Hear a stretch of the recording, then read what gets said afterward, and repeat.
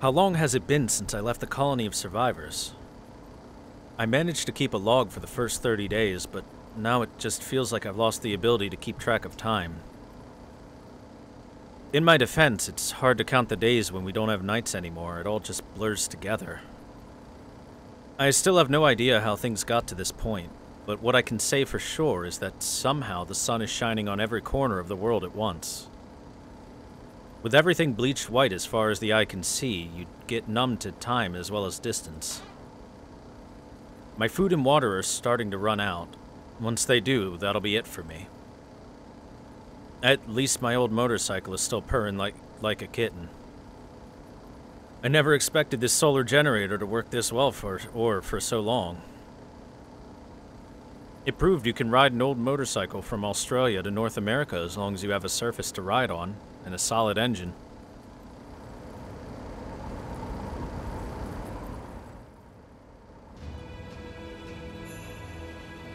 All I drive over seems to be endless white wasteland.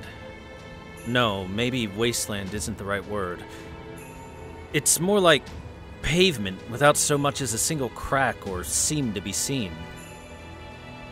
It's nothing like a desert either, it's just nothing here. I don't even get that natural sort of austerity wastelands give off. It's not so much that it seems like life's died out as that it never existed to begin with. Case in point, I've not seen even a single sign of death or decay this whole time. Not a single corpse, no plants, no animals, no insects, not so much as a microbe. This isn't a dead world, it's an empty one.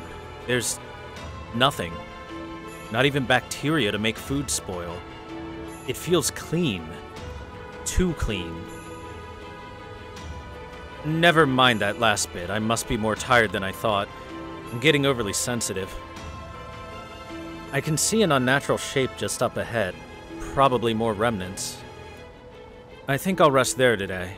Maybe there'll even be some food left if I'm lucky.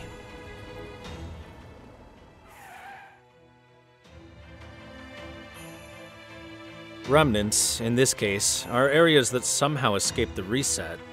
Or, well, more places that remained in part despite being reset. The colony I left behind was situated in one such remnant. If any satellites were still intact, we might have even been able to find and connect with other survivors. Not that it would have made us any less powerless to fix all of this. After all, if that tree were to attack it again, humanity would be well and truly gone.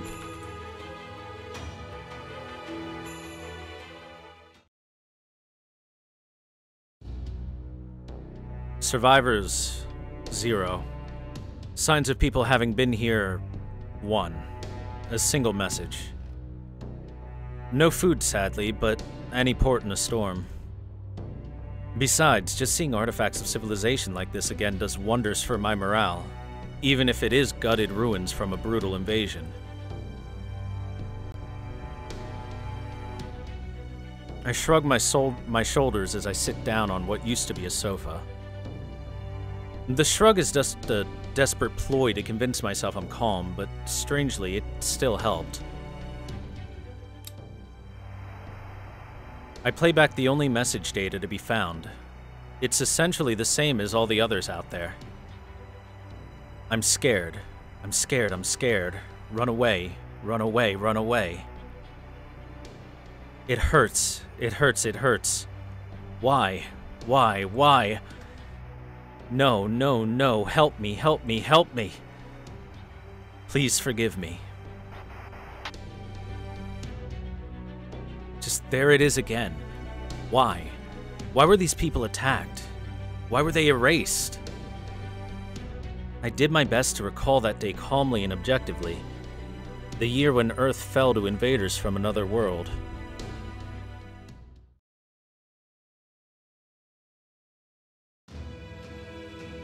Truth be told, we had time to prepare. Maybe it was only 12 hours, but it was still time we could have used. On that New Year's Eve, we lost every satellite around the world in an instant. In consequence, we weren't able to observe a single cosmic ray, even as the whole world was reduced to a blank dust-gray sphere. I know now that it was a membrane in the sky, a dome of sorts, made by the tree's branches, that was placed over the entire world. But we weren't exactly in a position to sit down and take stock of what happened that day, not with all the crazy things going on. And 12 hours later, Armageddon. A total slaughter, a massacre on an unimaginable scale. Uncountable tree things descended on the earth, like so many tentacles from space. They crawled across the world, finding and exterminating all forms of life with unerring accuracy and unnerving tenacity, killing almost every human on the planet over the course of 3 months. After that, the trees just disappeared, returning to the sky and leaving behind a blank, desolate world. Even now, thinking about it makes me tremble. Not at the revelation that aliens really did exist, not even the realization that our world, our civilization, had been erased and would never return. No, what scared me was those trees' tenacity. The way they extended their branches to destroy a person's heart with a single stab. Upon their death, people would instantly turn to dust, their agonizing screams still echoing around them. There were no exceptions. Even though these aliens possessed weapons of mass destruction large enough to blot out the sky, they chose not to use them. Instead, they went out of their way to erase billions upon billions of people, one at a time. They were like some kind of twisted artisan burning with perverse passion for their craft. Those of us who did survive, like myself, only managed to do so by being in hidden underground facilities at the time.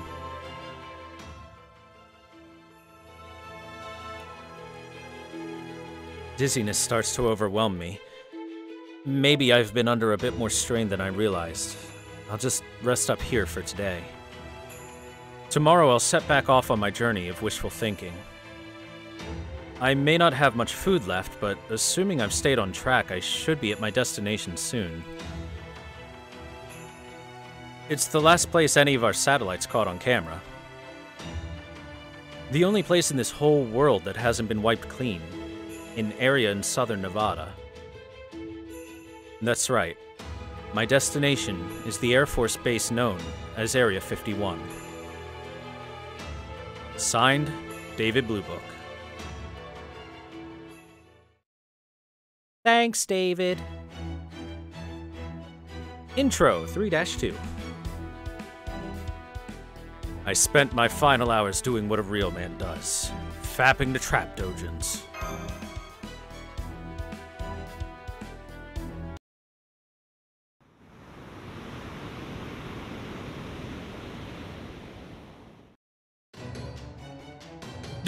Did we drive into a whole other world while I wasn't looking? It was nothing but clear skies as far as the eye could see just a moment ago.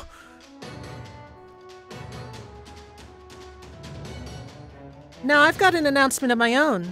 I estimate the border has about an hour until it sinks. Yeah, just one problem. There's no land to go back to. We're smack in the middle of the North Sea.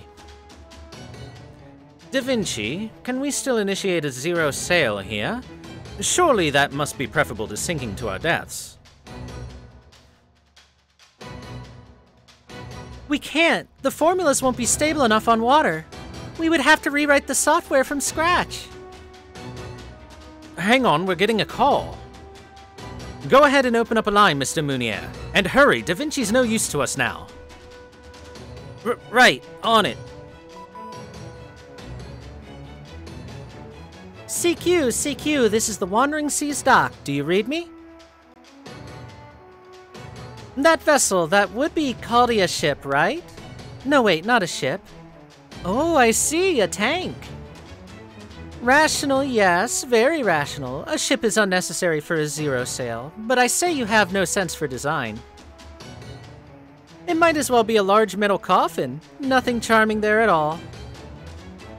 Be honest, you'd never have made it back without my paper moon, would you? Still, a fine job making it all the way here. Everything is proceeding within my calculations. It's coming from the Wandering Sea, but where? Where? Right in front of you. Oh, hang on, let me clear the fog. It should be easier to see then. Proceed on your current course, though you may want to reduce your speed, and be sure to give thanks.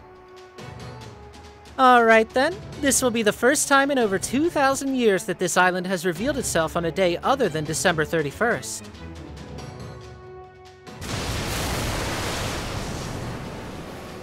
Welcome to the Primordial Magecraft Workshop, the Bold Anders of the Wandering Sea. My name is Shion, Shiomeltnum Sokaris. I'm a Spiritron hacker who escaped to the Wandering Sea when I predicted that the world was about to end, and I've been waiting for you. Being the Atlas Institute's last remaining member, the Wandering Sea higher-ups entrusted me with the project of righting this bleached Earth problem.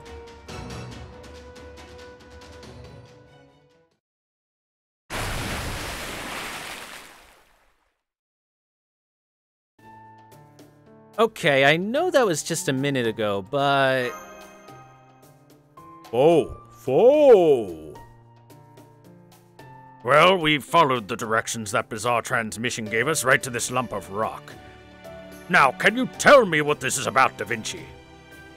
I'm glad the border isn't bobbing around like a damned cork, but have we been sinking these last few minutes, or haven't we?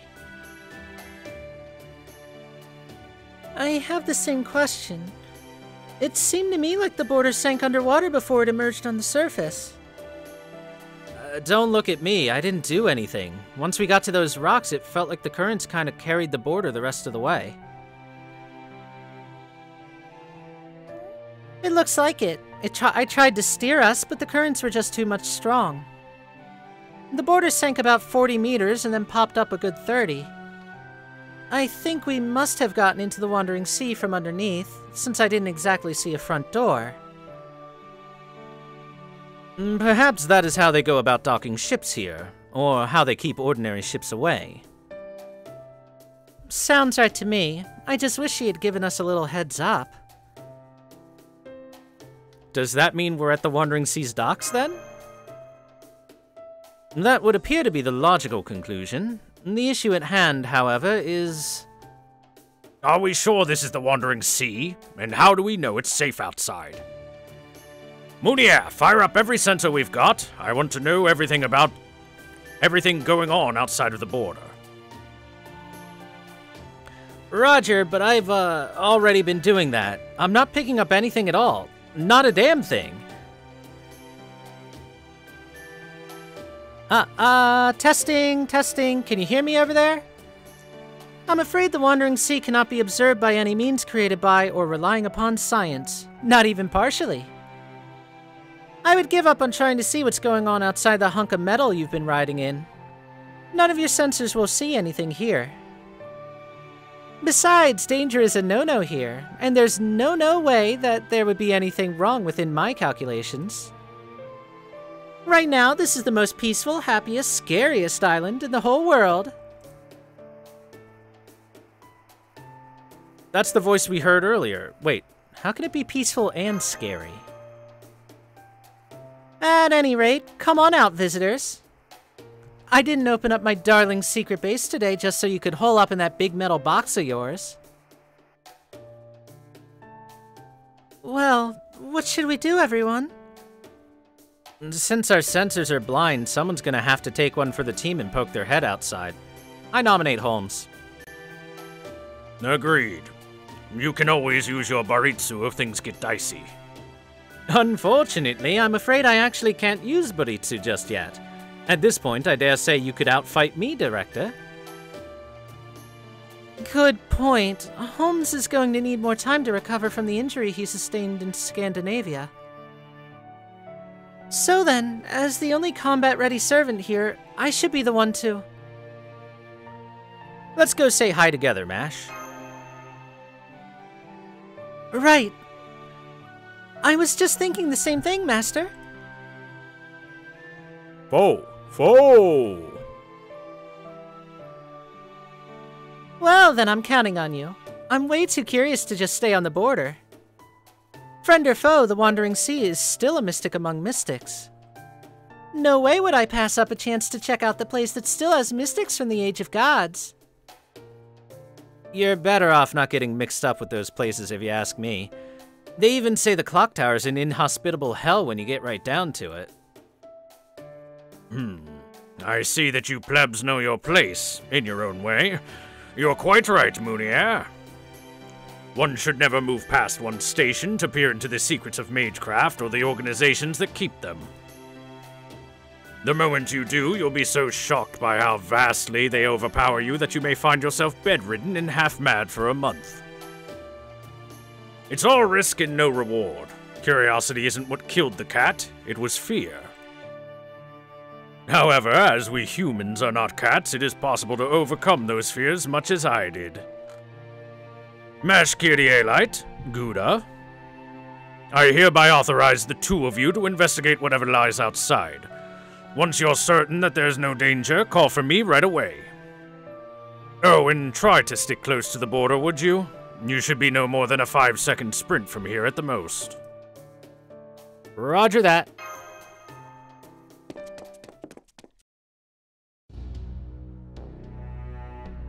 Alright, I'm going to open up the border's port hatch now. Are you ready, Master? All set here. I've got your backs. I may not be much use in a fight, but I can make damn sure nothing gets by my defenses. Thank you, Da Vinci. Opening the hatch now!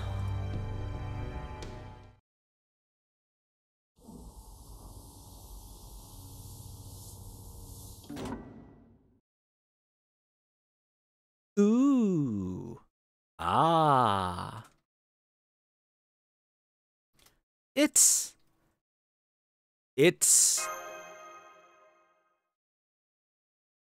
incredible! Wow, this place is amazing! Look, Mash, look, Gouda! Oh, and this is like top-shelf secret base stuff. It's like a picture book come to life. Whoever designed this must have been such a dummy. Thanks for the kind words. I must be doing pretty well if the great Leonardo da Vinci, famous genius and notorious problem child, would speak like that about me. Wait, is that really Da Vinci? Isn't she a little off? Too girly? Just a little too high spec? Hey, you there, Master Gouda. Is that girl there really and truly Leonardo da Vinci? I sure am. I am a Da Vinci backup unit made by the one and only Leonardo da Vinci herself. And what about you? Are you the girl who contacted us? Oh, right. I was so surprised by Girl Vinci here that I forgot my manners. Cut, and take two. I am Shion Eltnum Sokaras, an alchemist here to mess with you guys on behalf of the Atlas Institute. Oh, and I also made the Trimagistus and the Paper Moon you were manhandling just a few minutes ago. So, I am here to collect damages you owe me for copyright infringement. It would total to about $790 million. So... Yeah, you guys are boned. Whatever human rights you think you had are gone. Do you know what this means, Gouda? It means that I own you. Lock, stock, and barrel, baby. So, mind signing this contract here for me? I hereby confess to using Miss Shion's intellectual property without express permission. I also absolutely saw the end of humanity and such. Therefore, until repayment of said aforementioned unrepayable debt, I, Gouda, do hereby offer up the following: my body, my soul, and each and every one of my worldly possessions, past, present, and future, throughout the universe to Shion. And there you go. Mine just signing here, and here, and initial there too. Say, you mind being modded? Are you into mecha, bioengineering, a mixture of both? Ah, what the heck, we can just throw them all in. Don't worry, it's not going to hurt at all. Wait a second. What?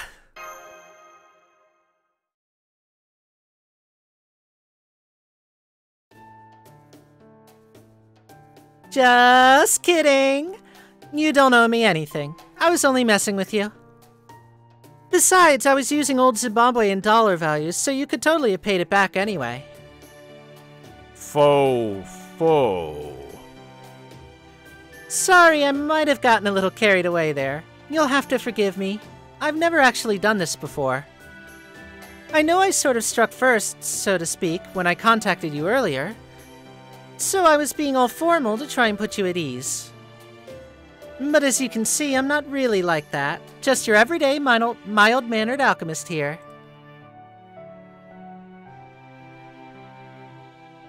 That makes sense. You spoke so fast I didn't realize it right away.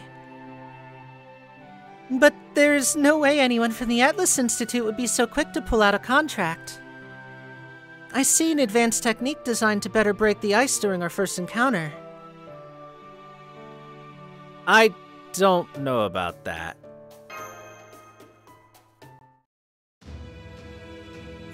Alright then, let me introduce myself once more. My name is Shion. Welcome to the Wandering Sea, Chaldeans. Leonardo da Vinci, Mash Kyrielite, Gouda, and... Whoa! I didn't see that animal mentioned in any of our data. I wonder if he's someone's familiar. I can sense a modicum of intelligence from it, like an AI that just started learning. Oh well, no problem. I already have a pretty good idea of who you guys are.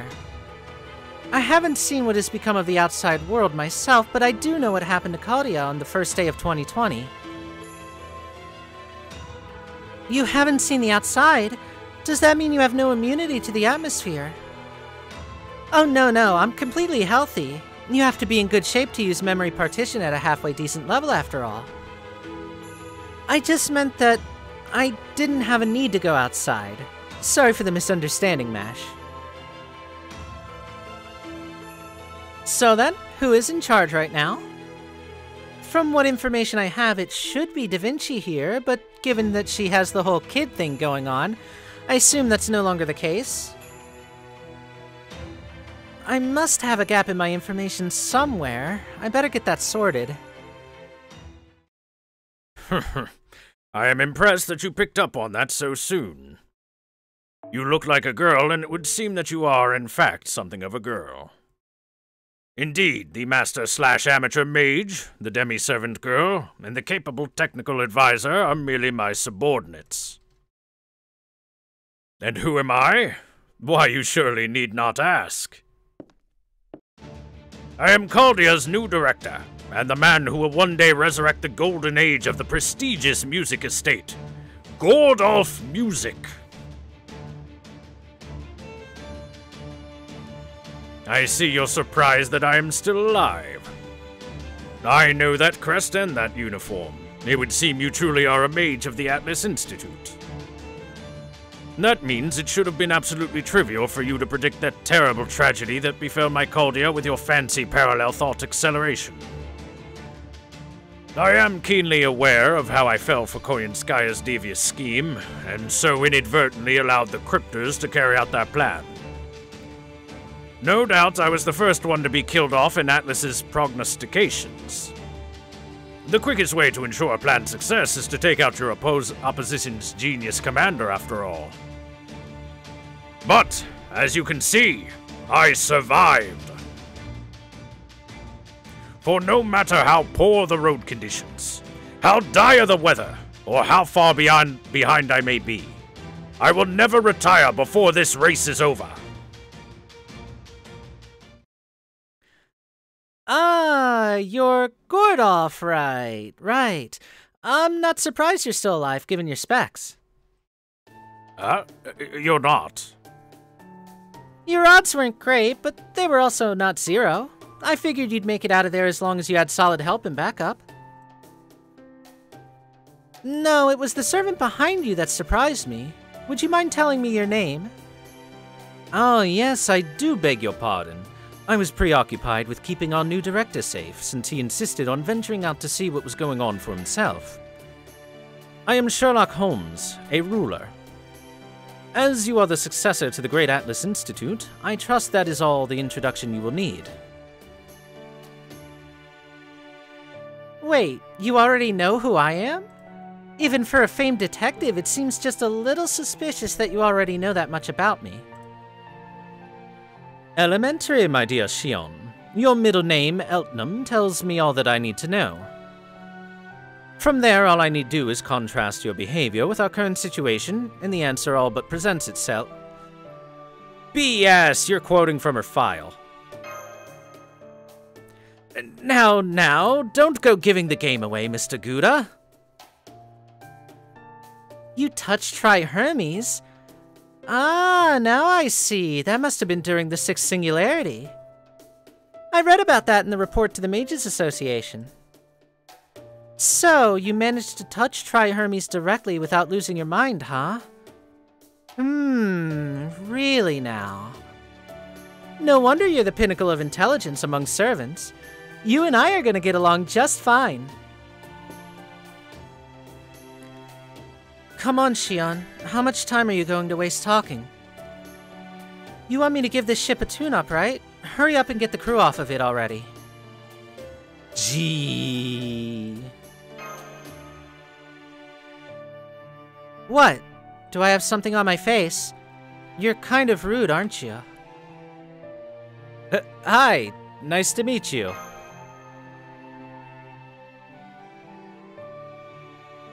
All that magical energy.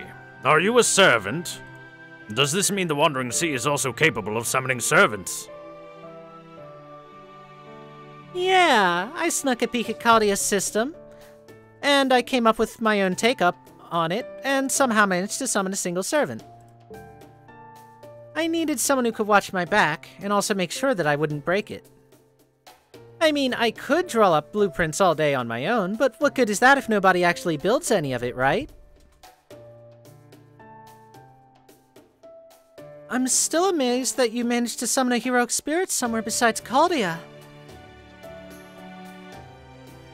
Hello there, servant from the Wandering Sea. My name is Mashkiri-Light. May I ask who you are? You don't have to tell me your true name. I'm no one. I don't even have a name. If you have to call me something, just call me Nameless. Now get everyone out of here, Shion. I can't call everyone else with all these people in the way. This is painful to look at. It's worse than watching coral reefs die. What happened to this ship? I can hear it crying out in pain. I need to fix it now before I go insane. Whoops. Looks like someone got up on the wrong side of bed today, huh, Captain? Oh well, I guess I'm unable to blame you since you are even more sheer than me. Or Shire? Was that supposed to be Shire? Captain, is that some sort of joke? Are you mocking me? Well, what else can we call you? Would you prefer Prince? Fine. I guess Captain works since we have more guests now. But at least it's better than Prince. It would seem you added something to that servant's spirit origin. Am I correct, Miss Shion? Yeah, a phantom spirit. One cannot summon a decent heroic spirit without Mash's shield, you understand? Since I was missing powerful holy relics like that, I had to make do with whatever I could scrounge together to make a spirit origin. But don't ask me to reveal his true name. That's something a servant should choose to do. Once the captain trusts you guys, I'm certain that his identity will become clear. Q-fo-fo. Anyway, right now, it's just me and the captain here. I promise there's nobody else around, so feel free to bring the rest of the Shadow Borders crew along. I've prepared a room for the staff where they can relax and rest up, but I'm afraid I'll have to ask all of you to join me for a little longer. I can imagine how exhausted you must be and would love to sleep in a proper bed, but that's gonna have to wait. This is just the entrance, you see. Come on, I'll take you to the command room.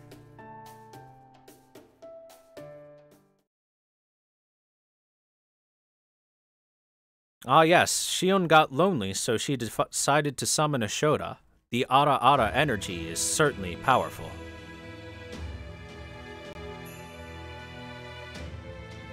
Whoa! Foe! It's...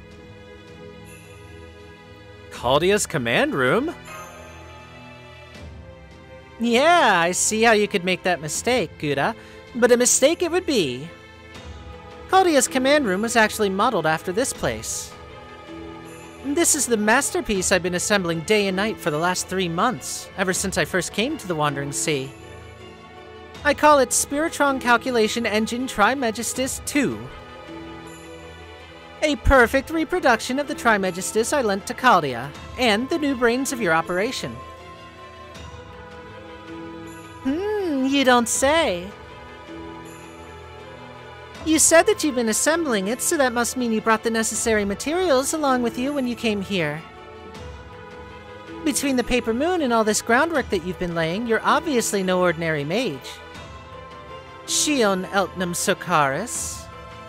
It looks to me like you know even more about Caldia than we do. Yeah, a lot of what I know comes from before Caldia really even got off the ground. As you know, the pseudo-spiritron calculation engine, Tri-Hermes, is the heart of the Atlas Institute. My father, the head of Atlas at the time, was supposed to create Tri-Hermes' sister unit, Trimegistus, before its development was handed off to me. I proposed using Paper Moon-based zero sails as a method for sending people into the past. Well, into singularities anyway. But Caldia's first director, Marsbury, had a different idea for a more reliable method. His proposal was a process he called ray shifting that involved transmitting physical bodies as spiritrons. It was a more proactive approach given that it was closer to the Atlas Institute's prognostication. Not exactly the most cautious proposal, all told, but the fact that a mage like him was willing to reveal his most secret arts like that spoke volumes. I mean, if word had gotten out that the Animosphere family, one of the 12 Clock Tower Lords, was sharing technology with Atlas, it would have meant war with the other lords, leading ultimately to the end of the Animospheres. Director Marsbury understood the seriousness of the risks and chose to act anyway. So the Atlas Institute decided to accept Caldia's request, out of respect for the risks that he took. Of course, none of the other lords ever did figure out what Marsbury was up to, so it ended up not really being a thing. Anyway, you all know what happened next. We provided Caldia with Trimegistus, which enabled Caldia to complete Caldias. And the Caldia Security Organization went on to do what it was intended to. I'm certain that you all know more about Caldia's actual exploits than I do. We were just the ones who gave you the tools to get things rolling. Indeed, we do know about Caldia's connection to the Atlas Institute. We do not, however, know about you. How did you survive the reset of the world? And why were you waiting for us here in the Wandering Sea? Took the words right out of my mouth. You have a thing for asking questions you already know the answers to, huh, Sherlock? Are you obliged to?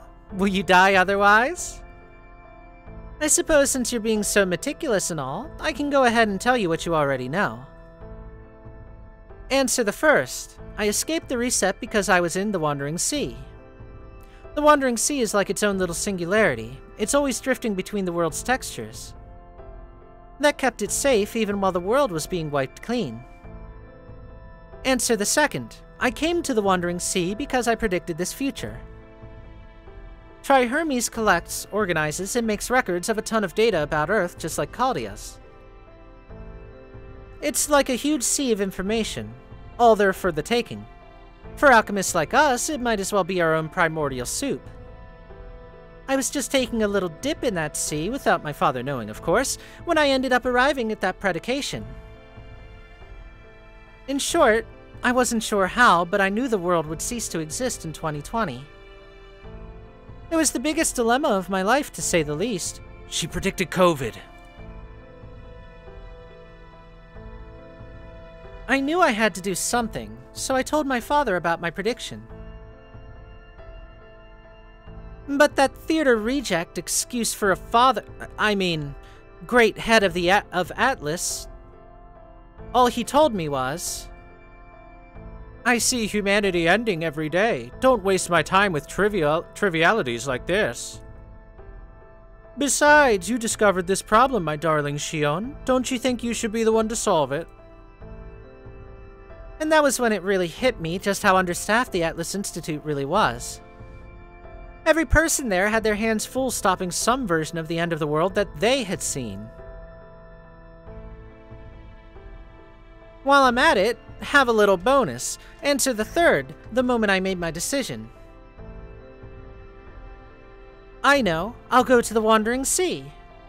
So I took the parts I was using to make Trimagistus 2 and used them to build a Hermes instead. Then I knocked on the Wandering Sea's front door.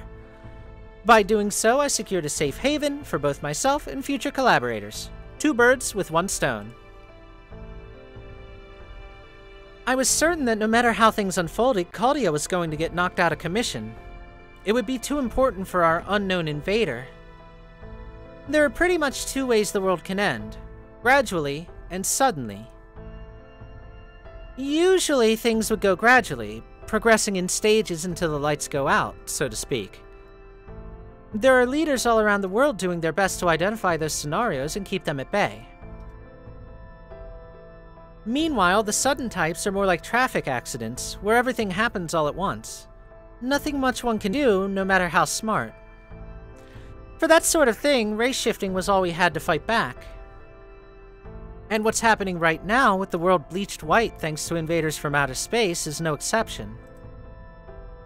Thus, anyone meticulous enough to put together a plan like this would never overlook Caldia, seeing as you were the only ones capable of race shifting.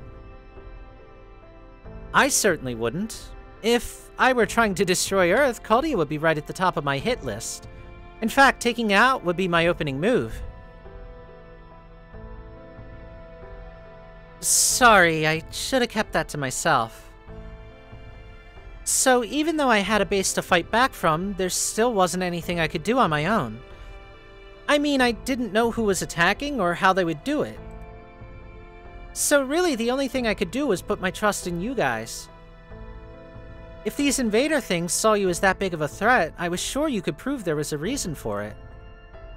I knew you would survive and you wouldn't give up no matter how bad things got. So knowing that you would fight back, my task got a lot simpler. I would make you a new base. I would create a second Caldia for you and keep it ready and waiting. That was really the only answer I could come up with at the time. And now, even though you had no idea about any of this, you made it here. And that is all I have. Thank you for listening.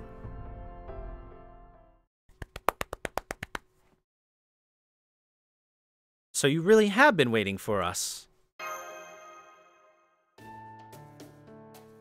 Aw, stop! You're gonna make us blush. But thanks, Shion. This is probably where the last version of me would say you should have actually gotten in contact with us ahead of time, but... Are you crazy? I'm far too shy for that. Besides, if you tell people their future, then you end up changing that future and having to come up with a whole new plan from scratch. Exactly. It would have taken time to recalculate, and we almost certainly didn't have any time to spare. So I decided that this was the best course of action. Okay, then that makes sense, but that still doesn't explain some things. Like, why are there no other mages from the Wandering Sea here? They avoided the big reset just like you did, right? So why is it just you and the captain now?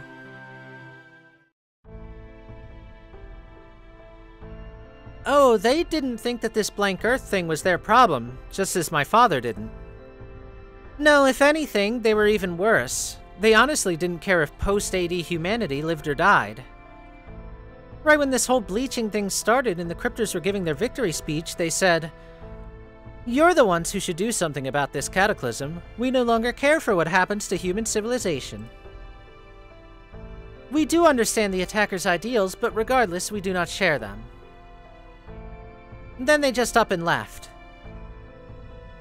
Oh, but before they did, they also said, you may invite the mages of Chaldea here if you wish. Feel free to use the Wandering Sea, but only in specified areas. But take care not to enter our workshop. We can't promise you'll survive the experience. Anyway, this place used to be the Wandering Sea's entrance, so it connects to a workshop devoted to bringing back several different ages of gods. Not that that does us much good now, though, since it has that giant stone gate blocking it. I see. So the Wandering Sea's most prominent figures saw no value in post-AD humanity. No matter, the Wandering Sea's magecraft is magecraft from the Age of Gods. There's no telling how powerful it is. We must find some way to open that stone gate and get them to help us. Mr. Gordolf? Don't be ridiculous, Holmes. You shouldn't even be looking at that gate, let alone touching it. Oh, God, it's as if that academy principal is waiting for me just behind this gate. How could this be happening? That single gate feels as though it could shatter several lords at once. I don't know what he's on about, but he's clearly more terrified than I've ever seen him. So it may be best if we just leave that gate alone. The last thing we need right now is making more enemies. The first order of business is to get the Shadow Border repaired. As long as we have a working ship, we can leave the Wandering Sea behind whenever we want. I appreciate the offer, Shion, but I'll handle the border's repairs myself. We don't want to impose on... Hey, Da Vinci! I'm sorry, I tried to hide at the border like you told me to, but they still managed to find me. So much for our last bit of insurance. How'd you screw up this time, Moonier? How could they have found that room when I'm the only one who even knew it existed? Well, a bunch of them got into the border and they were really cute, so before I knew it, I was going over to say hello. Wait, no, it's not like that. See, I couldn't have them just fiddling around with the border and messing things up, so I decided to just give them a piece of my mind.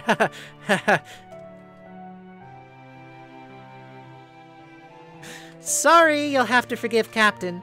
Fixing up ships is kind of his thing. Anyway, why not hold off on those repairs until later, Da Vinci? After all, there is something else we need to do. What, like a welcome party? Oh, we'll certainly be doing that. I have tons of questions for you and tons more I want to tell you. But if we are going to throw a welcome party, there's still something else that comes first. That's right, what you need is a new base and new rooms. So that's what we're going to make right now, your new Chaldea base. Yay!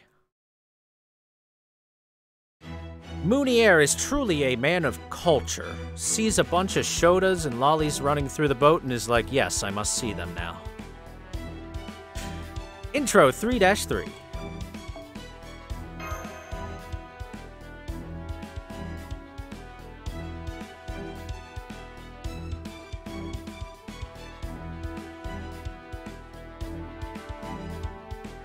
Loading.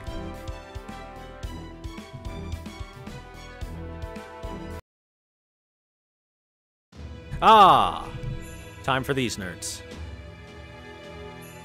I'm afraid so. Skahaskadi has been defeated, and her Tree of Emptiness is gone, taking the Scandinavian Lostbelt with it. Tragically, Ophelia didn't make it either.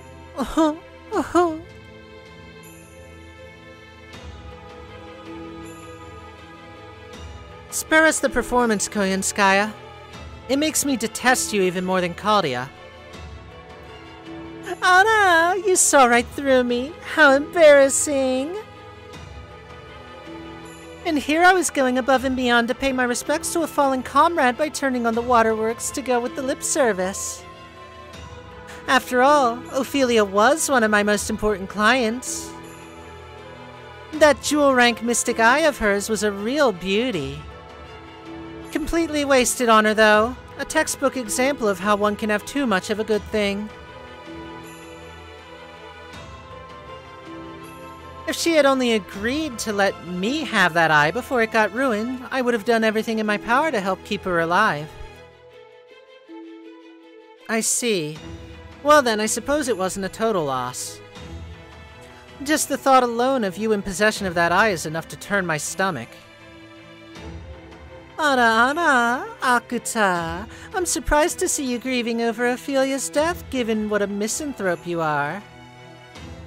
Is this one of those don't know what you've got till it's gone things?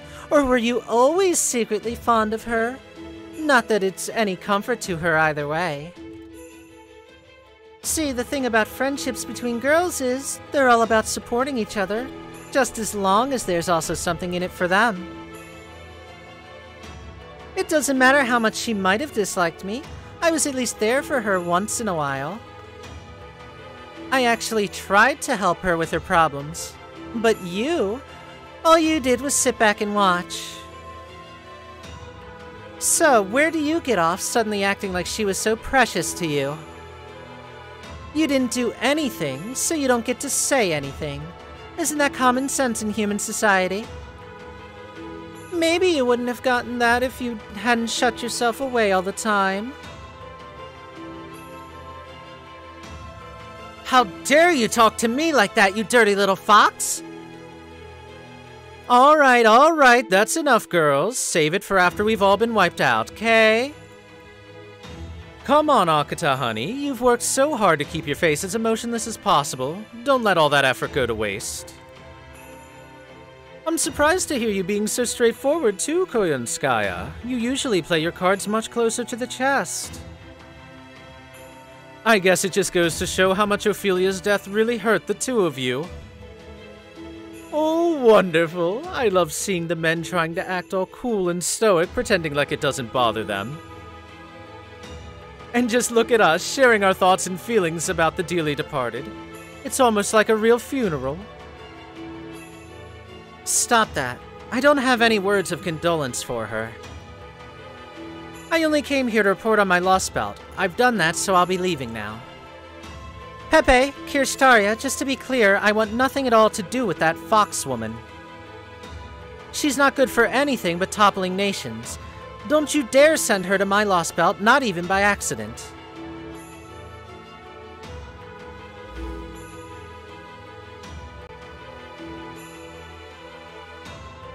Damn, she really did just up and leave. Whatever happened to teamwork, huh? You sure about this, Voldim? Koyunskaya's not the only reason Akuta was pissed. She's furious at the loss of Russia and Scandinavia. If Koyunskaya hadn't given her an easier target, she'd probably have taken her rage out on me. I can almost hear her berating me for being useless, and she'd have every right to. You know, now that you mention it, I think somebody ought to, so why not me? I mean, sure, it's great you made it back here alive after Russia got taken out and all. You're one of us. But here's a question. Why are you still alive, Kadok? It was your servant who wrecked Chaldea, right? They ought to hate you more than any of us. And here you are without even a scratch. So how the hell does that work? Are they seriously that frickin' stupid? Or maybe you were thinking about changing sides, huh?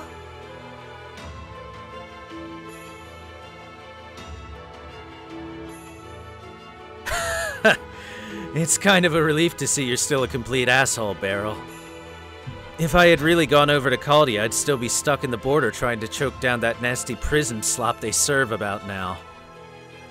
Trust me, they don't have enough resources to keep anyone non-essential around. I'm just a pathetic loser who managed to escape death thanks to sheer dumb luck. At least for now. I see, a loser, huh? Beryl? Ah, I'm just busting your balls, Kadok. All I really care about is that you're alive, bro. I gotta say, though, it's a real shame you and Ophelia had such shitty luck. Then again, maybe it wasn't that so much as Caldia had good luck. They're certainly not getting on by actual skill. I really can't get my head around their idiot master still being alive. How the hell does a third-rate amateur like that keep walking away unscathed? He's gotta be either incredibly lucky or just getting carried. I mean, I've heard of flattery getting you everywhere, but this is nuts. Well, don't forget that his defenses are perfect. Mash is his servant, after all. It only makes sense that a shielder would ensure her master is protected. Well, well, so Mash has been keeping him safe, huh? Now I'm even more jealous. Imagine getting to play hero while hiding behind a piece of ass like that.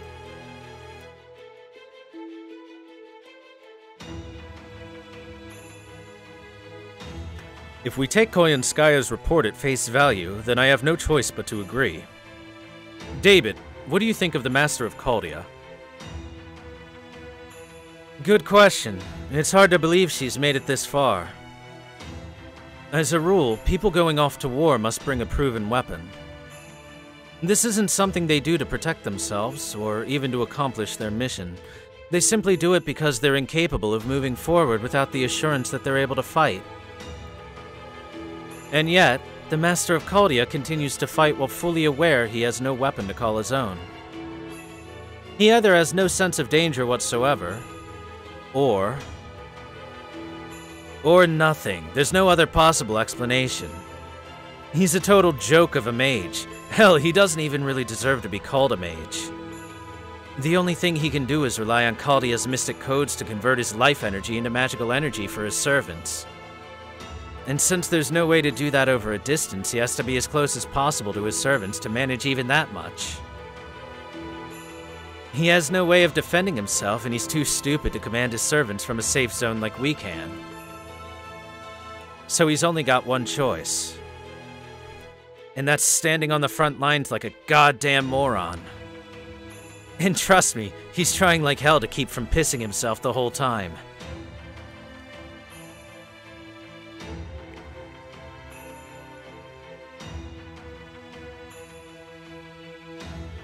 Koyanskaya, let me make sure I have everything straight.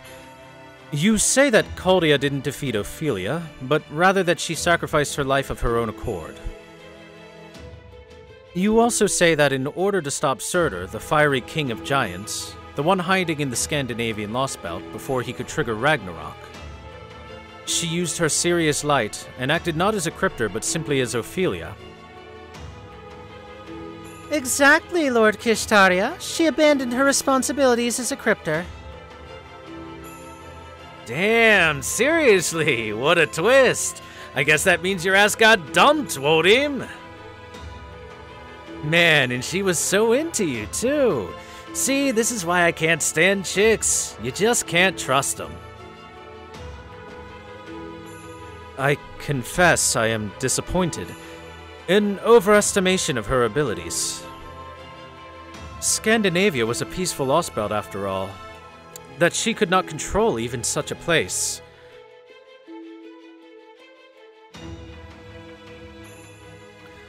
Oh, that reminds me, Kishtaria. I actually have a little question of my own.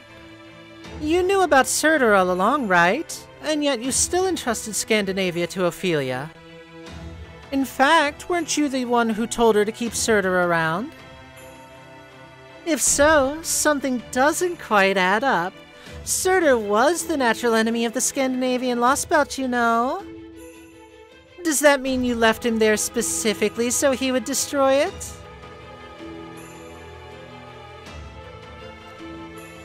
Is that what the foreign god asked you to do?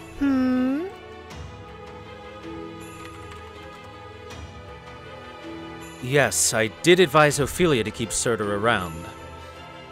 Given Skaha Skadi's nature, I thought it to be possible that she may sympathize with Caldia. I suggested she keep Surtur around as a sort of insurance against that eventuality. Sadly, it seems that even that was too much of a burden on her. I thought it would have turned out better. Now I see. So you were worried Ophelia wouldn't be able to handle it on her own. You always knew what a weakling she was, even as you kept telling her how much you trusted her. You're a devious one, aren't you, Lord Kishtaria? In that case, I'm happy to forget the whole thing ever happened. I'll make sure not to mention this to the foreign god, or the other alter egos, of course. I appreciate your faith in me, Koyanskaya, though I always find it worrying whenever you add in bonuses like that.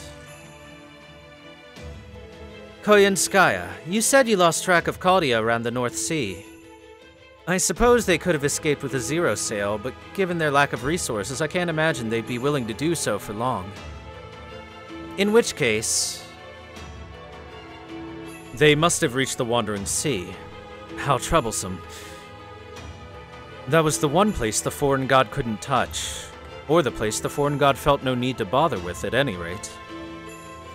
And since the mages of the Wandering Sea have no interest in the future of modern mankind, we assumed they wouldn't interfere with our plans. But perhaps our decision to ignore them was a mistake. Huh? Not even the foreign god could do anything about them. Evidently not, since they clearly avoided being erased. The Wandering Sea is an island unto itself, both part of and separate from the rest of the world. You can't take an eraser to something that already doesn't exist. Anyway, this puts us in a pretty pickle. I have no idea how we'd find them now. How about you, Koyanskaya? You can travel between Lostbelts at will. Could you track them down? I'm afraid not. I may possess independent manifestation, but I can't sneak into the Wandering Sea without knowing exactly where it is. That does make sense. Then I guess we'll just have to forget about Chaldea for now and focus on our own Lostbelts and... Not happening, Pepperoncino. Between Kadok and Ophelia, they've already taken out 2 of us. We can't just ignore this Chaldean remnant any longer. We need to crush them, quickly. Right, Voldim? There's no reason to keep eyesores like them alive any longer than we have to, is there?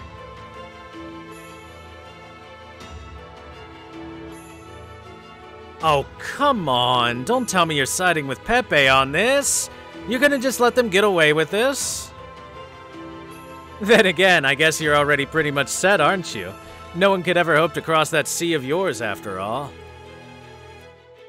All you've got to worry about is which bottle of champagne you're gonna open after you win by default. But for us mere commoners, this is a matter of life and death. Isn't that right, David? How am I supposed to enjoy my manhunts when I know Chaldea could stab me in the back at any time? Come on, Koyanskaya, this is your jurisdiction here. I mean, there's 3 of you alter egos, so can't you figure out a way to take care of them as part of your job, oh great disciples of the foreign god? Let me think. Rasputin's team is out fighting a group of proper human history servants in the Grecian seas right now. And I don't know what it is that creepy Omyoji loves about India so much, but he refuses to budge from there, so... I guess I have to handle this one myself, even though it's not in my contract. So you want me to get rid of those pesky Chaldeans for you? Oh, all right.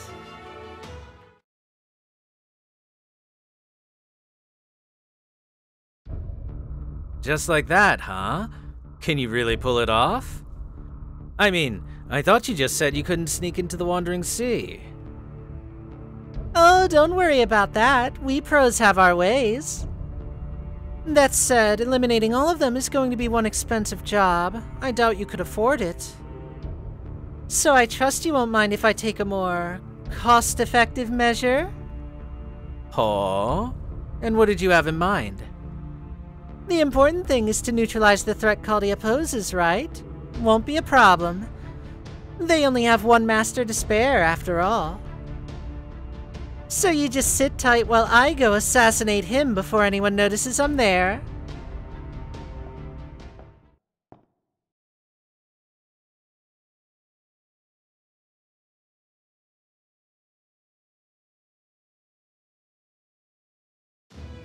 Looks like Koyan Sky has warped away again. You really think she went to the Wandering Sea? Considering that neither the foreign god nor the disciples have been able to locate it, I have difficulty imagining even Koyan Skya will be able to infiltrate it anytime soon.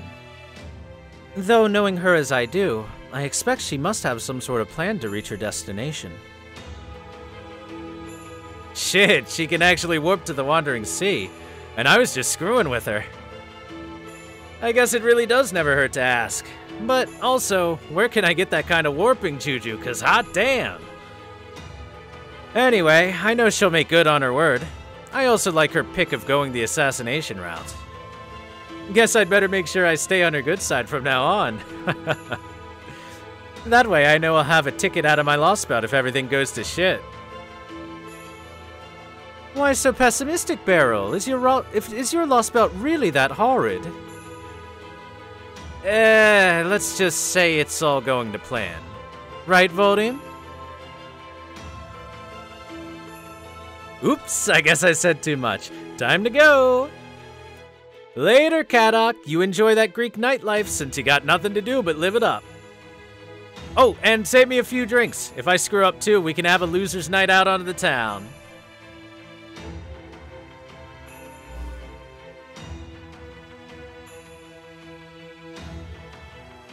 As if he wasn't treating me like a traitor just a few minutes ago. The worst part is he meant it. Whatever, this meeting's done. So I'm heading out too. Besides, I only just got to this Greek Lostbelt. You said there's a few different polis here, right? I'm gonna check them out while I heal up.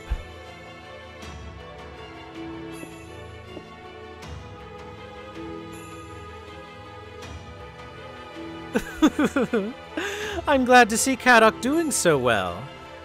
He's still as angsty as ever, of course, but he's so much more brazen now than he used to be. It's wonderful. Anyway, I think I'll be going now too. Kirshtaria, David. This may not be my place to ask, but aren't you two at all sad about Ophelia's death?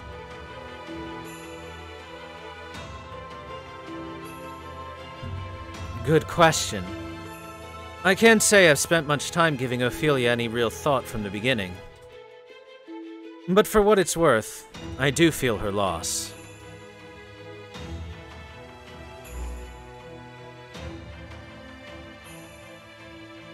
I see. Looks like I'll be the only one bringing flowers to her figurative grave, then. But that's okay. Flowers are the only thing my Lostbelt has plenty of. It might not line up with her beliefs, but I can still hold my own little funeral for her. I'll be sure to add some flowers for you too, Kirshtaria, since I've not seen you so much as smile since you sat in that chair.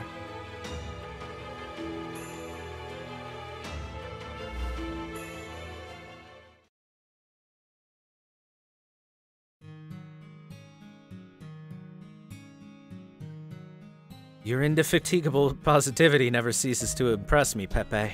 I'm lucky to have you around. But you needn't concern yourself with me. Losing the Scandinavian Lostbelt is no more than a minor setback. That we no longer have Surtur as a failsafe if things take a turn for the worse was a strategic loss, however. Still, if there's anything I regret... Ophelia, we only knew each other for a few years, but I knew you were a kind and gentle woman at heart. Did you see me as some sort of great figure?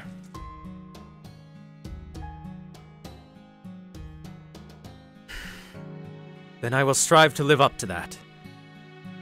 I will end proper human history in order to write a new one, and build new truth in its wake. You may try to resist, members of Chaldea, but in the end, it is we cryptors who will prevail.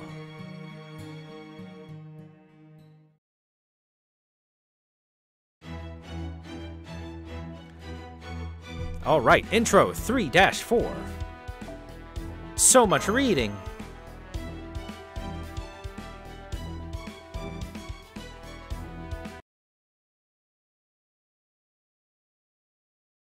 Two weeks after docking at the Wandering Sea.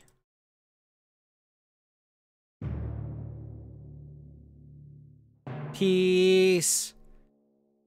Yay! Peace, peace.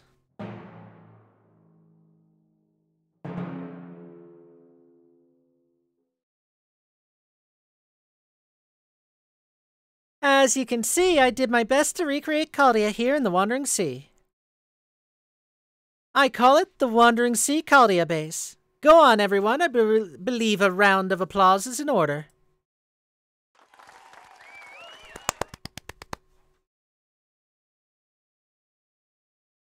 This is amazing, Senpai. I can't believe Shion and Captain built all of this in just 2 weeks.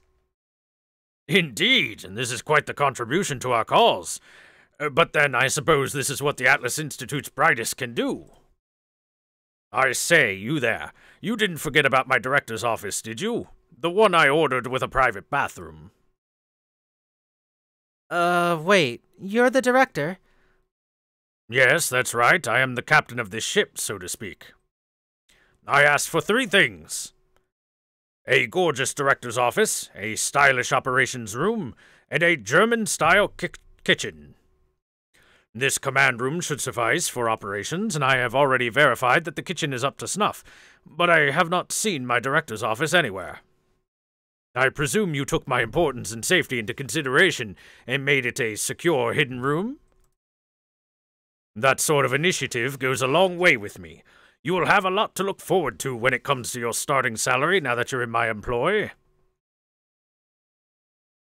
Crap, I used an empty warehouse for that. I see. So you used an empty warehouse for my office's entrance, eh?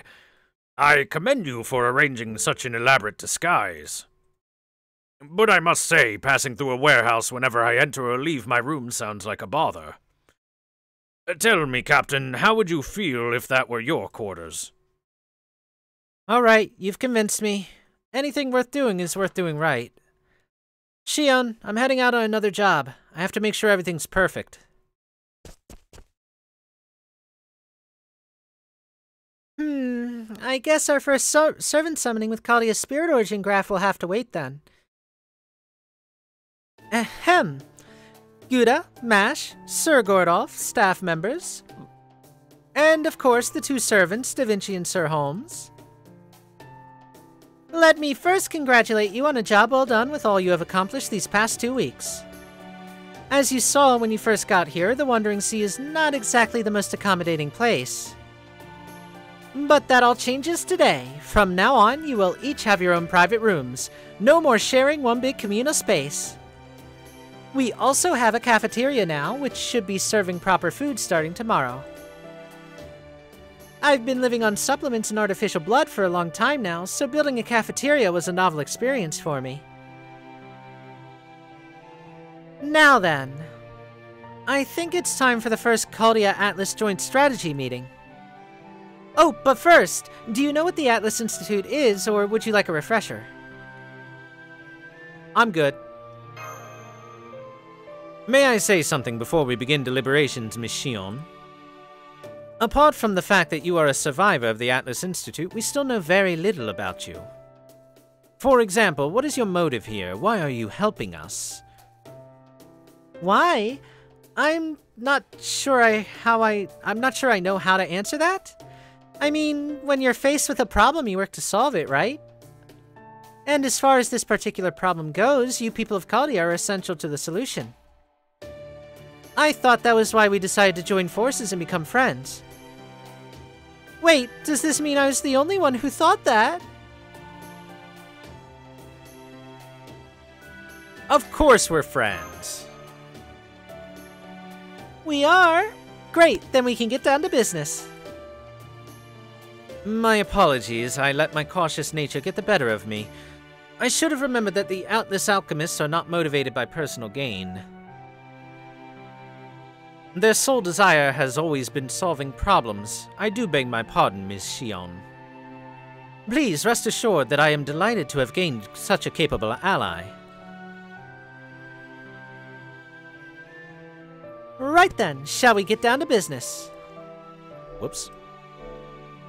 I went ahead and skimmed through your logs from the day Caldia was attacked until you ended up here.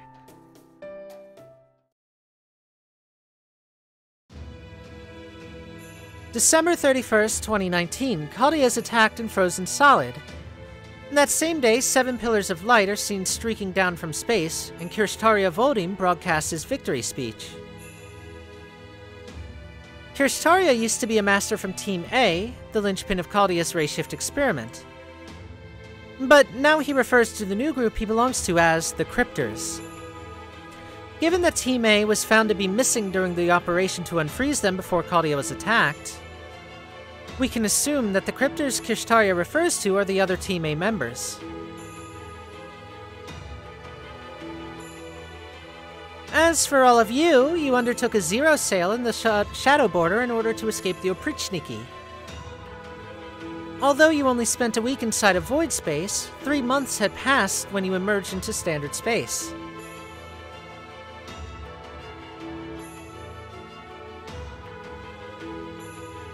To do so, the border had to rely on your sole connection to Standard Space at the time, the Oprichniki. This led you to the Russian Lostbelt, a frigid alternate history inhabited by the Yaga. As you attempted to gather more information about your situation, you ended up facing off with Ivan the Terrible, the king of the Russian Lostbelt. You then managed to cut down Orochi, the tree of emptiness that had taken root there. I'm still working on what these trees actually are. But based on the data about its internal gravitational field recorded during that battle, I think we can make an educated guess. Once the tree was cut down, the storm it had been generating disappeared and you were finally able to pick up my broadcast from the Wandering Sea. From there, you decided to make a beeline for the North Sea. But on the way, you ran into another obstacle.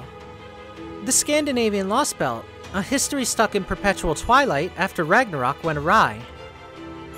When I first saw you had lost the Paper Moon, I might have maybe screamed a little bit, and it was very unbecoming of an Eltnum, so you can imagine my relief when I found out you recovered it.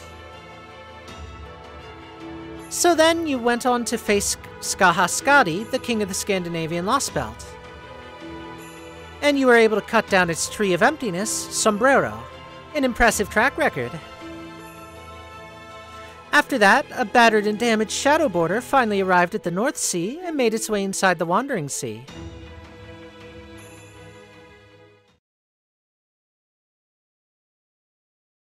And now, here we are. Did I get all of that right? Do you have logs other than the ones on the border? Yeah, that's all right. So, you have been inside 2 of the Lostbelts now, and experienced their differences from proper human history for yourself. These Lostbelts are dead-end timelines that were pruned away by human history itself once they were deemed unworthy of being allowed to continue. For example, the Russian Lostbelt diverged from proper human history in the year AD 1570. And it seems that each Lostbelt to appear on Earth has continued from its point of historical divergence on to the present day. However, just because a Lostbelt may have diverged from further back in the past doesn't necessarily mean it is stronger. A Lostbelt's strength, or threat really, is not so much a matter of its age, but of how much it differs from proper human history. The Yaga may have been physically different from mankind, but their lifestyle and culture was still carried over from proper human history. By contrast, the people in Scandinavia may have led peaceful lives, but their society was essentially being kept on life support. So given what we know from those two, I decided to come up with a metric we could use to rank and compare the Lostbelts. I call it their Lostbelt depth. The greater the Lostbelt depth, the more strongly it refutes proper human history. So what was the Lostbelt depth for the 2 we've seen so far? I went ahead and assigned preliminary Lostbelt depth rankings for all 7 of the Lostbelts.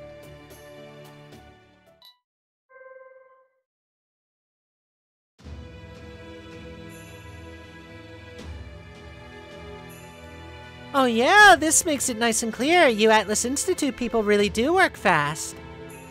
As you can see, there are 3 Lostbelts in Europe, 2 in Asia, 1 in South America, and 1 in the middle of the Atlantic. That last Lostbelt is the only place on Earth that still has an ocean from before the world was reset. Wait, cut, scratch that. I forgot about the Wandering Sea. We still have oceans too, obviously. Never mind that. Did you say the Atlantic? There can't possibly be a Lostbelt in the middle of the Atlantic. There's never been any inhabitants in the middle of the ocean in all of recorded history. Well, there are now. In fact, the Atlantic Lostbelt is our ultimate objective. That's the one spreading its tree of emptiness branches all throughout Earth's atmosphere. And I have good cause to believe it is where we will find the Cryptor's leader, Kirshtaria Vodim.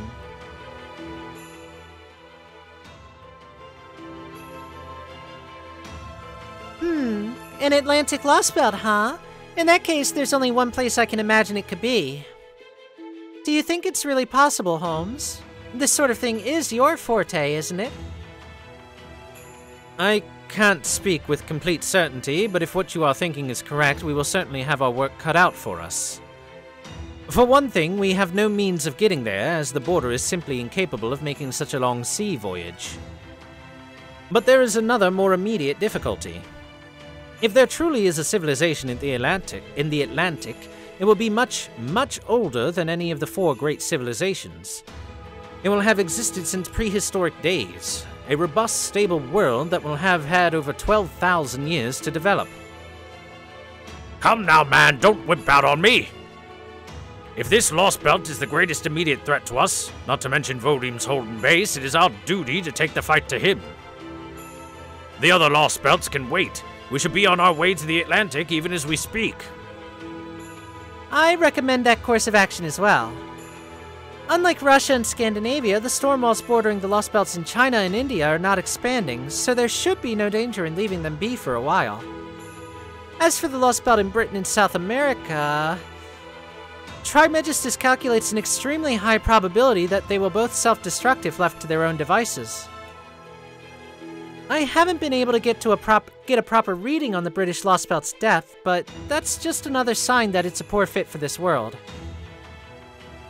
I've been unable to confirm what's going on in there, but compared to proper human history and the foundation of humanity, it's pretty clear that humanity is on the verge of collapse. So it's reasonable to assume that mankind in the British Lostbelt will go extinct within the span of months rather than years. Though I do wonder why the British Lostbelt is the only one surrounded by a wall of light rather than storms.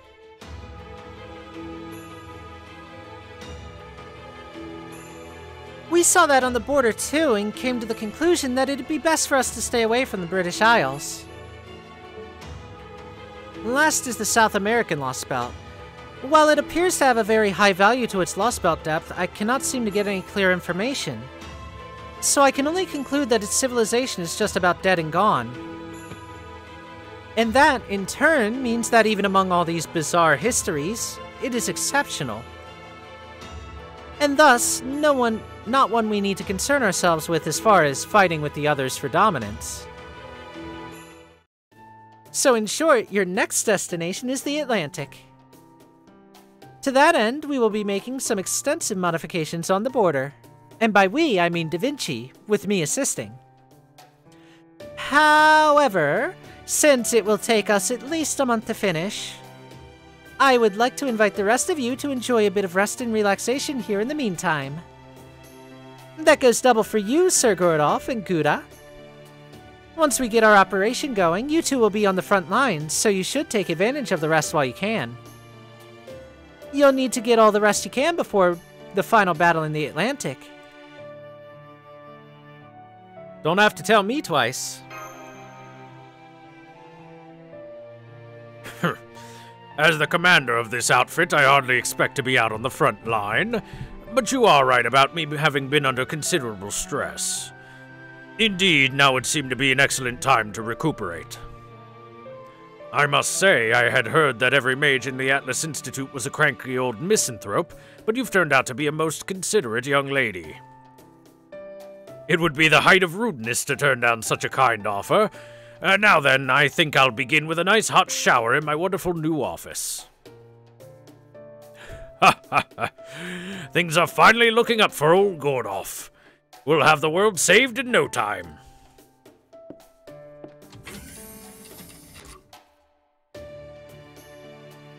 Why don't you go rest up too, Senpai? I know I can't wait to see what our new rooms are like. Yes, let's go check them out.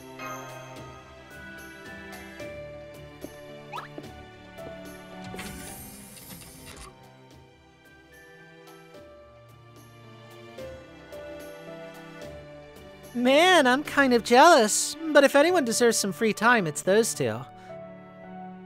Anyway, how about us, Shion? Are we going to keep going with the meeting? I should warn you, even you might have a hard time modifying the border. Good point. Your designs appear to all be similar to magecraft from the Middle Ages, while mine are based on cutting-edge alchemy. We could well end up having incompatible design philosophies. But never mind that. Truthfully, I am much more interested in that exoskeleton. I think you called it the Orthonaus. Mash's own spirit origin tuning is perfect, but the Orthonax still has a long way to go. I imagine it's pretty difficult for Mash to fight in that. Am I wrong? Well, yeah. I had to build a lot of the Orthonaus from spare parts for the border that I just had lying around, so of course it's not perfect. So what did you want to mess with? You know there's no way to restore her old defensive power, right? Of course, we couldn't possibly recreate Galahad's gift with Earth as it is now. So instead... I was hoping you might let me tinker with the bunker bolt mechanism. I mean, it doesn't have to be right this second, but I have something in particular I would like to add to it before we get to the Atlantic.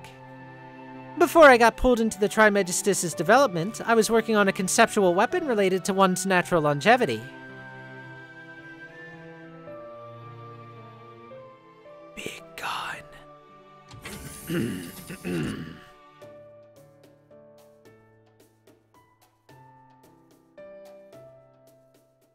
It's just like being back at Caldia. Oh, foe! I know, some of the details are a little different, but it's still an amazing recreation of Caldia's rooms. Shion and Captain really outdid themselves. Why don't you go check out your room too, Mash? Oh, yes, good idea. I was so happy I forgot all about that. Okay then, I'll go take a look at the room they gave me right now. We're all done with work for the day, so there's no reason to not to relax and enjoy yourself. Good night, Senpai. I'll see you tomorrow morning for breakfast in the new cafeteria.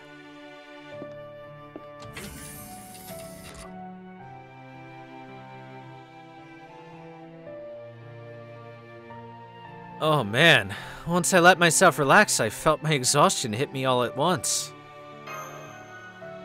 Foe?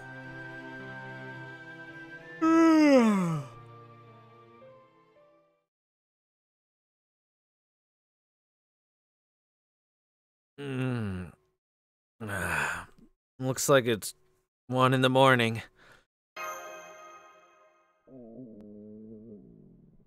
Come to think of it, I didn't have any dinner. Foe's still fast asleep. They said the cafeteria should be ready now.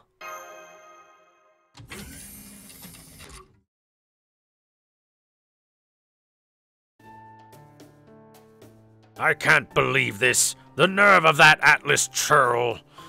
Not only did he not have my director's office ready, he had the gall to tell me to use a sleeping bag at the dock until it was done. Some captain he is. No doubt he's some pirate scum of a heroic spirit. If he thinks he can treat me like this... No, this won't do. I can't lose my temper like this. Get a hold of yourself. Be elegant. Breathe from the diagram, just like Tool taught you.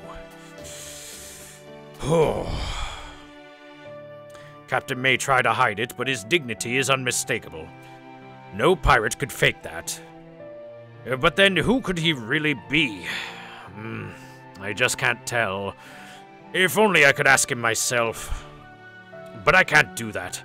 A commander must maintain a certain dignity. Why can't he just accept that we're allies now and tell us his true name already? Well, I'd better make myself comfortable since I'll be spending the night here again. Munier, Kawata, Octavia, Tomlin, Chin, Kyan, Elron, Marcus, Kirielite, Gouda. I see he had no problem remembering to make rooms for all of my staff. Well, they may have their own cushy beds, but there's one thing I've got that they don't. Midnight snack time. Now then, I think I'll go break in the new kitchen.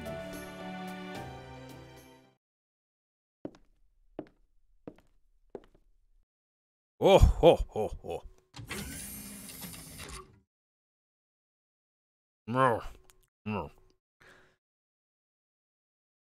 Between the curling Chaldean spaces, I could see him eating. Do you often raid the kitchen like this, Director? I'm not raiding anything. I am merely having my midnight tea time. You're sharper than you look, aren't you? I never imagined anyone besides me would try to get a jump on the kitchen. Still, I do commend your taste. I presume you were lured here by the sweet scent of butter. Oh, very well then. I've already had my fill. Here, you can have the other half. And there's some leftover tea as well if you want it. That would be great, thank you.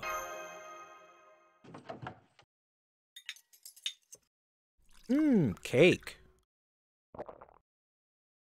Oh, by the way, is everything all right with you? And with the demi-servant girl, for that matter? Never mind. I can see you must have woken up in the middle of the night despite being utterly exhausted.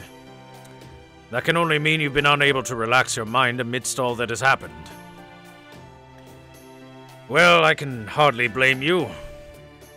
This must have been an arduous journey for a young man with no military experience.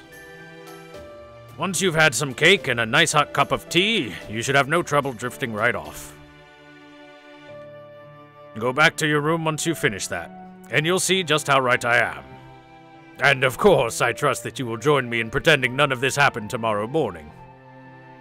Now that you've eaten the other half of the cake I found here, that makes you my accomplice after all. Huh? What do you mean by that? Well, exactly what I said, of course. I found this cake here with a note that said for Gouda. Now don't bother making excuses. Your friends baked it as part of a master welcoming party that they'll be throwing tomorrow morning, didn't they?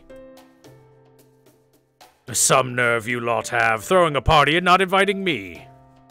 I admit I was pretty steamed when I saw this cake with your name on it, but I calmed down quickly and decided to do the kind thing and taste it for you. Before I knew it, I had eaten half the thing. In fact, I was just appreciating how delightfully sweet its cream was when you found me. Now then, are you all finished? Good, good, good. This makes us partners in crime. But I thought you made this cake, Director. Huh? Hold on, you mean you didn't know about this cake? Then who made it? And more importantly, is it just me, or are we both looking a bit off color? I also can't help but notice that I'm feeling rather cold and dizzy all of a sudden.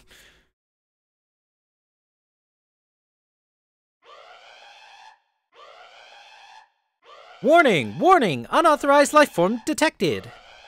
Civilian personnel, please remain in your rooms. Security team, please suit up and come to the command room. An unauthorized life form? Then we've got an intruder here. What's in the...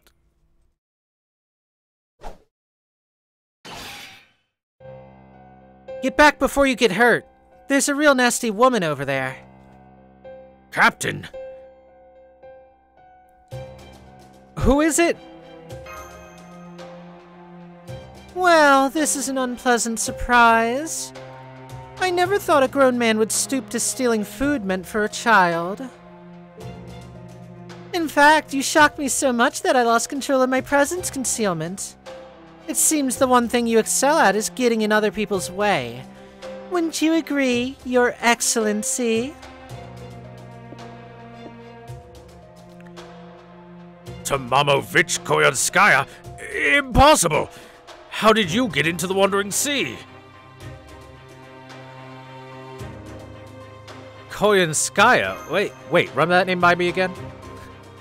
Trade secret. This was a special trick. I'm afraid I can only do it once. And now, you've gone and ruined it, Your Excellency. There is only enough poison in that cake for one person. Half a portion means half the effect. I can't believe my plan to poison him without leaving behind any evidence has backfired so spectacularly. Poison? Poison? Don't be absurd. I gave it a thorough taste test to ensure it was safe. Between the buttery scent, the buttery taste, and the creamy light texture, it was a perfectly gourmet cake. If it had truly been poisoned, I would have spit it out on the first bite. I accounted for that, of course. I made sure to use just enough that not even a mage would notice. I even went to the trouble of mixing it into a delectable cake instead of plain old water, just to be doubly certain.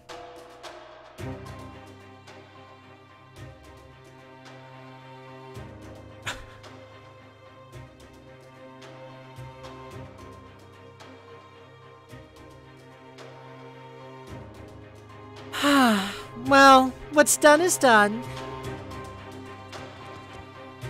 And since it looks like everyone else is on their way here now, I think I'll take my leave before things turn violent. I'm sure you'll have no trouble figuring out what the poison was with Sherlock and Da Vinci here, but that's all you'll be able to do. If you want to actually neutralize the poison, well, you'll have no choice but to fight your little friends to the death again. And that should be quite entertaining in its own right. Damn it, she's warping away! What are you waiting for, you fool? Hurry up and catch her before she...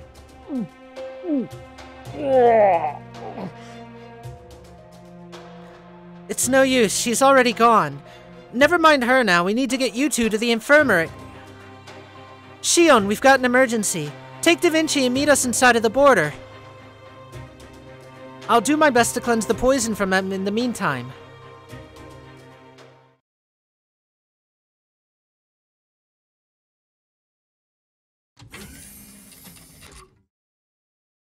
I'm back. Senpai, are you okay? What did the test say? Calm yourself, Miss Kitty A-Light. I'll get to that. It's been half a day since Koyanskaya infiltrated our new base. We've done everything we can to treat Gouda and Mr. Gordov. Bluntly put, Mr. Gordov has at most 10 days left to live. As for Gouda, this is rather difficult for me to say, but... difficult as this is to say, he is essentially fine. The poison remains in his system, but it will have no more effect than a bad cold. A cold? Even though it's fatal for Director Gordov? That can't be right. We both ingested the same amount of poison. Yes, but thanks to his contract with Ms. Kitty A-Light, Mr. Gouda has a rather potent resistance to poison. If that contract were to be broken, he would most likely be dead in an hour. Thanks, Smash! Well, yes, of course, I'm honored to be helpful, but... don't we still have to do something to help Director Gordov? You're damn straight you do. What are you waiting for? I know you can figure out an antidote. They say genius recognizes genius, right? And you're two of the greatest geniuses in human history. Then put all that genius to work and help me already. I'm terribly sorry, but for once there's nothing we can do. We analyzed Koninskaya's poison, and I'm afraid she's chosen some, frankly, troublesome ingredients. Its base sequence does not exist on Earth in 2020. As such, there is no way for humanity in its current state to reproduce it. Which also means it is impossible to formulate an antidote. Its base sequence doesn't exist on Earth in 2020. So, Trismegistus 2 is telling us, yeah. We did determine that the poison they ingested is some sort of natural substance. But we have had no success determining what plant it was extracted from. All we know is its name, Shanshua Mingmai, or Immortal Decline, and the fact that it was used a number of times in the past. I can tell you that its name is likely of Taoist origin, considering all its references to immortality, and that the plant it comes from is medicinal. But unfortunately, that's all. Well, if it doesn't exist on Earth in 2020, then... This can't be happening. Then my chances for receiving an antidote are zero?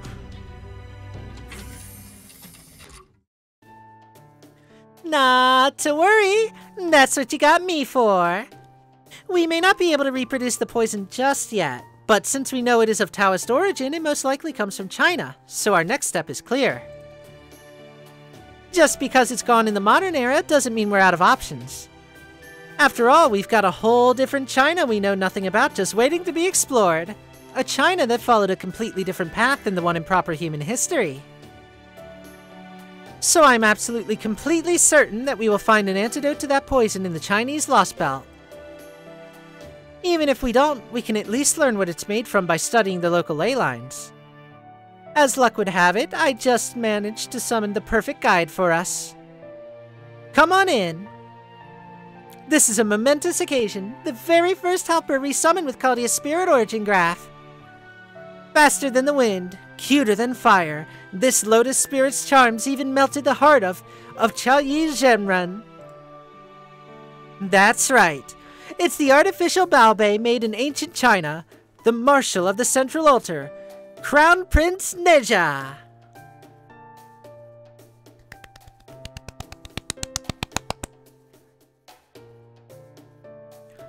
Da Vinci, that intro is wasted on me. It's embarrassing. But I am honored to be the first resummoned. Ni hao, happy day. Gouda, Mash, I have heard what happened. You did so well surviving that. I will help you from now on. I will work 3 times harder to make up for lost time. Thank you, Neja. That's wonderful. Da Vinci, you beautiful goddess. I knew glasses suited you. Then you'll go to the Chinese Lostbelt to save me. Fantastic. The Atlantic Lostbelt can wait. Besides, we need to deal with all the cryptors sooner or later. Prepare to go immediately, everyone. We're invading the Chinese Lostbelt to take back proper human history.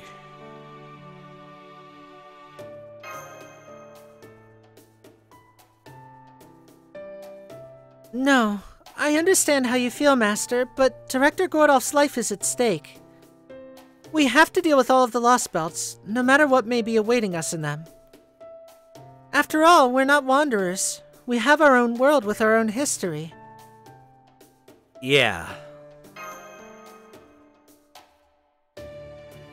Alright, I understand and I have no objections. This should be a good learning experience. Besides, you're still technically poisoned yourself, Gouda. Just because it's not affecting you right now doesn't necessarily mean it won't later. We really should neutralize it. Wonderful. Now, this is tremendously promising. What are we waiting for? Let's get the border ready to... Not so fast. There's something else we need to clear up first. How did Koninskaya enter the Wandering Sea? We need to understand that so we know it can't happen again. It should be impossible to warp into the Wandering Sea from the outside since it's impossible to see and its coordinates are always changing. And yet, she popped inside like it was nothing. Which means... There must have been something she was able to use as an anchor. Just to clear up any doubts, Miss Shion, I don't suppose Koyanskaya was originally from the Wandering Sea.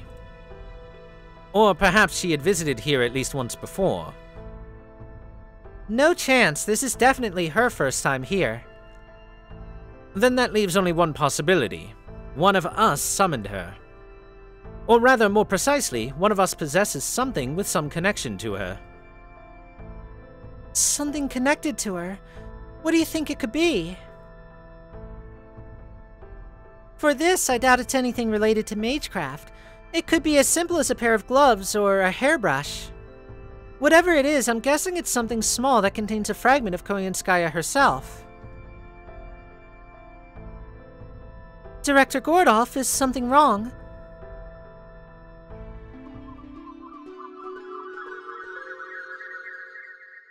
I'm so sorry, Your Excellency. I appreciate your kindness, really. But I've been hurt too many times in the past. I just can't bring myself to trust anyone else again. Even though I really want to. Yes, of course. I understand completely, my darling.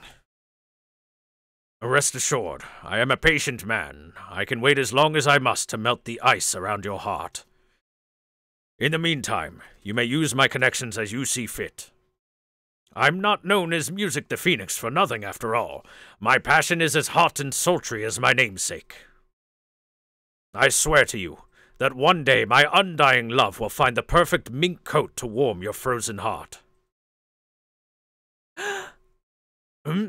Why aren't you saying anything? Forgive me, Your Excellency. I was just so touched by what you said.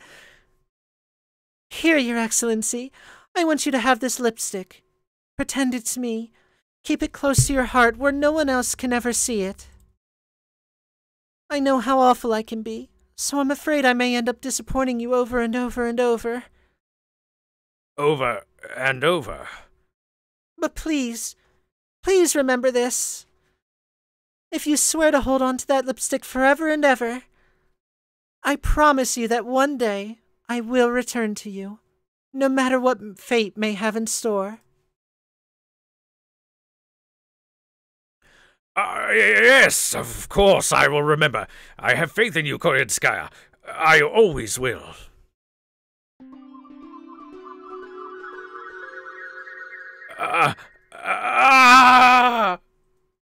Foe? Is that lipstick? What? Why, you...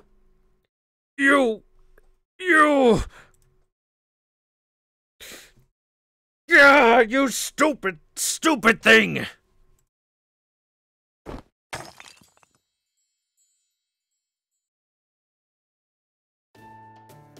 Ah, so it turns out it was actually Gordolf's fault. What a sad story. At any rate, that's one problem taken care of. We finished investigating the base and removed all traces of Koyanskaya or anything she had left behind. We should no longer have to worry about unexpected visits from her in the future. Correct, Miss Shion? Yeah, she had one shot at taking you out and she blew it. I would venture a guess that she's none too pleased right now. But you know what they say, what goes around comes around. Oh, I don't have time to feel sorry for myself. Holmes, Da Vinci. As I was saying, we need to leave for the Chinese Lostbelt immediately. I trust the border is ready. We only have 10 days to find this plant, and we can't waste a single minute. Come to think of it, are you sure we'll make it in time? I'm not already done for, am I? Don't worry, I have a thought about that. I just need to run it by Shion. Shion, you designed the paper moon. Do you think it would be possible to zero sail from here all the way to the Chinese Lostbelt's borders? Especially since I'm guessing Captain there is actually... Shut it, Da Vinci. I can't stand having other people share my secrets. Oh, of course, I'll keep my mouth shut. As long as you help us out, that's all that matters. In my estimation, a zero sale should let us jump from the Wandering Sea straight into China. We'd still have to worry about getting inside from there, of course, but I figure the actual trip to the Lostbelt would take less than a day. What do you think, Xion? Am I totally off base? Nope, that all sounds about right to me, Da Vinci. No wonder you're called as, or rather, humanity's guardian. I would have suggested the same thing. You were just quicker about it. The Atlas Institute will be glad to get you to the Chinese Lostbelt, right, Captain? I'm not part of the Atlas Institute, but I suppose I can help. I'll have you to the Chinese Lostbelt in less than half a day. After that, it's all up to you guys, Gouda. Thanks, Captain. Whoa, whoa! I guess we all agree then. Alright, everyone. Get ready to head out. I estimate you should have room in the border to fit supplies for about 15 days. I will open up the Wandering Sea stock in an hour, so please make sure you're all set by then. Your next destination is the Chinese Lostbelt. Your objective is to obtain some Shanshui Mingmai, investigate the Lostbelt, and completely cure your poison personnel. Oh, and for the bonus round, you can defeat the Lostbelt's king, cut down the Tree of Emptiness, and take out the Cryptor. I know you're working against the clock as well as any hostiles you encounter, but try to stay calm. At this point, any differences the Atlas Institute or the Wandering Sea may have had no longer matter. From this point on, I hereby dub the Wandering Sea Caldia No. 2 Novum Caldia. As Trimegistus 2's caretaker, I will do everything I can to support you. Alright then. It is time to get this operation, this order to explore and decipher Lostbelt No. 3, underway. Good luck with everything, and I will see you all when you get back.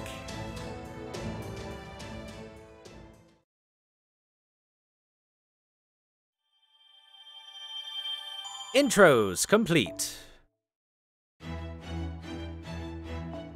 There's no time to waste. The party heads to the Chinese Lostbelt in search of an antidote. Yup, no time to wait. Let's go. There's no time to waste. Let me in. Let me in! Well, that's all the intros done. Now we wait for the doors to open. I hope you enjoyed this reading. And voice acting. I hope it was at least somewhat decent for you guys. Thanks for listening. And of course, I'll be doing this for all of Lostbelt 3. All of it. And it's long, so, you know. Get cozy when it starts.